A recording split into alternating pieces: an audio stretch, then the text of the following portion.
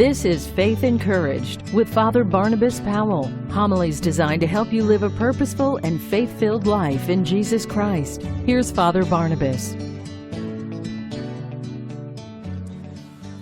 Well, we're halfway through.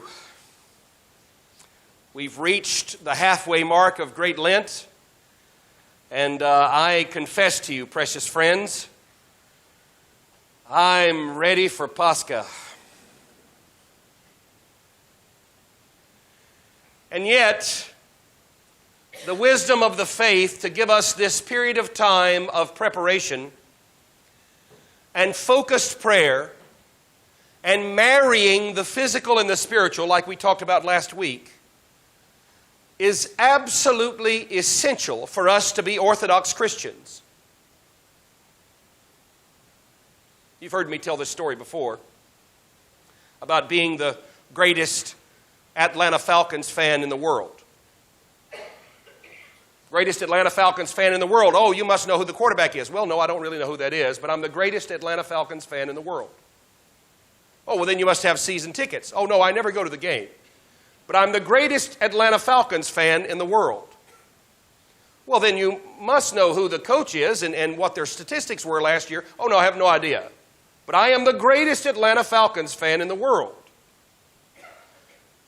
You're picking up on the disconnect, aren't you? What you say doesn't match what your actions are. Hence, the wisdom of the faith to every year confront us with the challenge to marry the physical and the spiritual. Because here's the danger, brothers and sisters. As we said last week, we Americans, especially we moderns, are very adept at compartmentalizing our lives into our spiritual life and our physical life. Into this is the way I act at work, this is the way I act at home, this is the way I act at church, this is the way I act when I'm with these friends, this is the way I act with those friends. And the challenge is that we can so become diffused in our lives that we eventually lose the ability to even know who we are. Hence, by the way, I'll warn you now, this is the bad part of the homily. Hence the reason why the gift of suffering is a blessing. Father, you realize that we're in America, right? You realize it's 2016. I'll tell you how sick modern society has become. And I'll tell you how sick Western society has become. Western society has now become so ill that they consider death medicine. What do you mean by that, Father? In the state of California, if the poor cannot afford good medical care, the state has just now passed a law that says that they at least can be given assisted suicide. Now, we may not be able to help you get better, but we'll help you die. What has to occur in the society's thinking for that to be okay?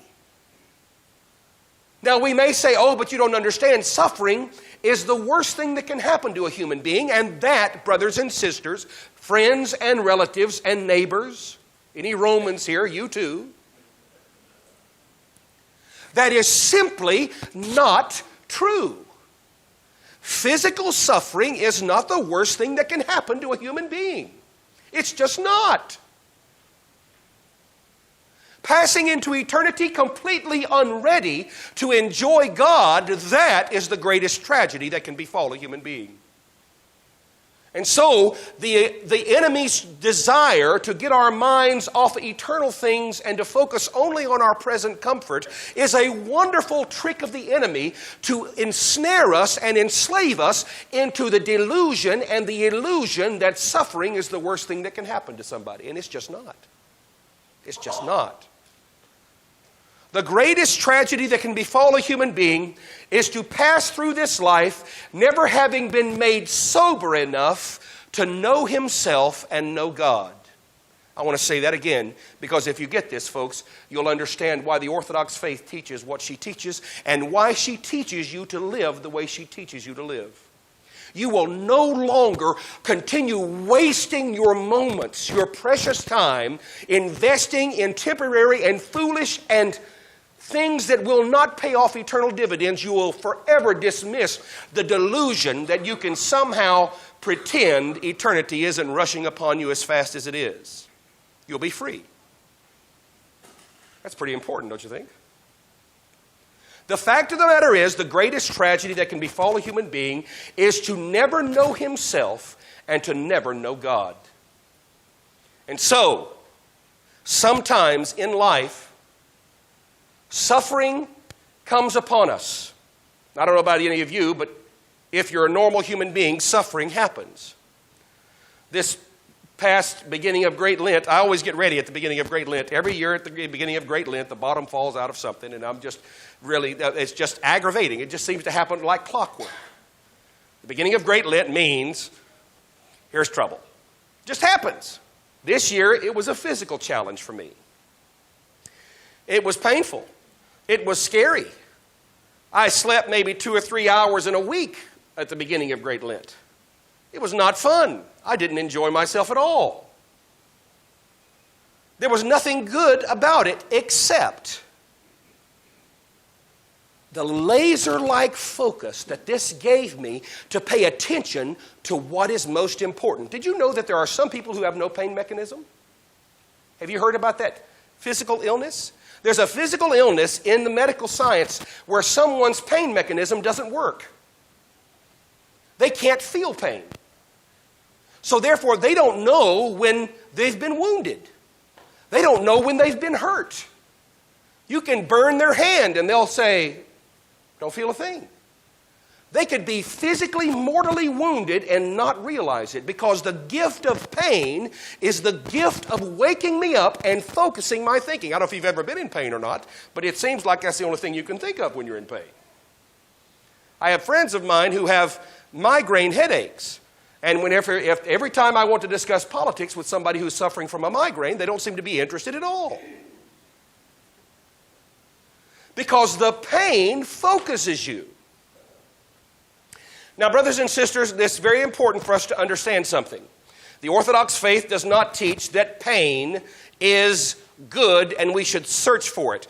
What the Orthodox Church teaches is that pain is not wasted. Pain is not wasted. And so in the middle of Great Lent, the wisdom of the faith reaches out to us and gives us the exaltation of the Holy Cross, arguably the most painful moment in human history, when the completely innocent hangs on a cross suffering crucifixion.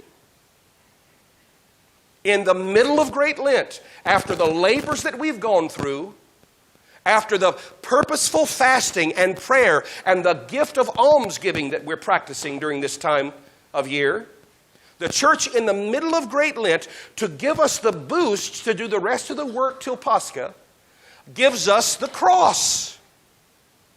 Turns out X really does mark the spot.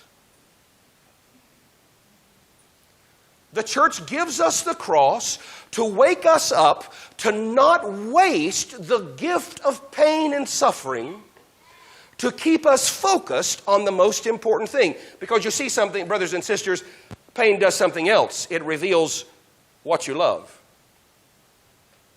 Now, I don't know about you guys, but whenever I'm in pain, just ask my wife. If I'm ever sick, men, by the way, when they're sick, they're just babies. They're just babies. They're helpless. They just can't do a thing. They're babies. Women, they just go forward. But men, we're just down. I don't feel well. We're in the bed. We're just sick. We're not doing well. And that's the way I am. If I'm sick, man, that's the only thing I can think of. I feel bad for myself. I pet myself and I take care of myself. And can you go get me some soup? And that kind of stuff. We're pitiful. But that's what pain does, brothers and sisters. It reveals what you love.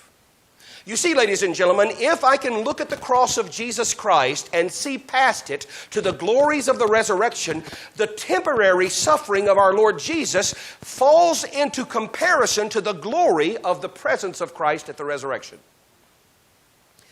It's the same way in my own life. If I can look past the temporary suffering that I'm going through now, the temporary troubles, the temporary difficulties, the temporary heartache, the temporary fear, if I can look past this temporary moment to the glory that I am invited to by the resurrection of Jesus Christ, my suffering will not have the power to destroy me. My suffering will be impotent to crush me if I can just understand the difference between the temporary and the eternal. This morning, the Church of Jesus Christ sets before you the cross of our Lord Jesus. Arguably the most terrifying and the most painful and the most horrible example of the evilness and fallenness and darkness of humanity against God. On that day, brothers and sisters, the creature murders the Creator.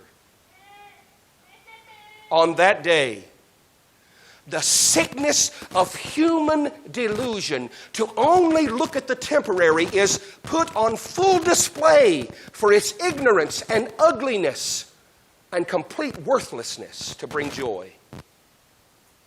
On that day, the day of crucifixion, God proves His eternal and undying and unshakable and unchanging love for each of us by taking the worst humanity has and turning it into joy just 3 days later. If you could learn the lesson of allowing moments of pain that come to all of us to not be seen as tragedy or horror, but as an invitation to press through to joy, would that give you strength to endure? If you could finally put away the delusion that my own comfort is really the most important thing that exists in the universe, and focus on the true focus of what's most important, and that is to truly know myself and know God. If you could get beyond that and allow your pain to become gift rather than torment, you will begin to understand why the church sets before you this morning the cross of Jesus Christ halfway through Lent. Brothers and sisters, the good news of normal Orthodox Christianity is this: not one tear will ever be wasted. Not one difficulty will ever be without hope.